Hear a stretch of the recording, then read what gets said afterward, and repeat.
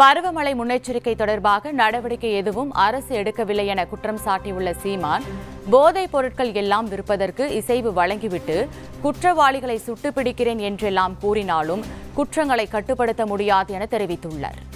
இல்லை, அது எடுத்திருக்கிறதா சொல்கிறாங்க. நமக்கு இன்னும் அது இது இல்லைல்ல. இப்போ இலங்கையில் நம்ம மக்கள் வாழ்கிற பகுதியெல்லாம் பெரிய பாதிப்பை நம்ம பார்க்குறோம். அதனால் கவனமாக தான் இருக்கணும். மக்கள் நம்மளும் கவனமாக இருக்கணும். அரசும் அதை எடுத்திருக்கிறதா சொல்லுது, நம்ம நம்புவோம்.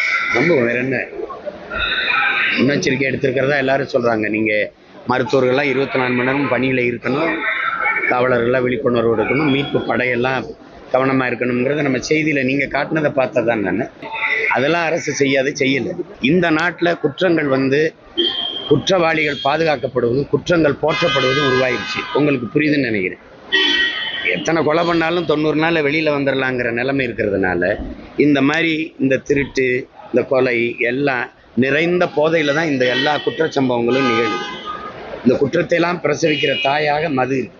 அதை தெருவுக்கு திறந்து விட்டுட்டு கஞ்சா, அபின், கொக்கைன்னு, மெத்தப்பட்ட இப்படி ஏகப்பட்ட வாய்க்குள் நுழையாத போதைப் பொருளாக விற்கிற அனுமதிச்சுட்டு இந்த குற்றங்களை சுட்டுப்பிடிக்கிறேன் கட்டுப்பிடிக்கிறேன்லாம் அது கட்டுப்படுத்தாது.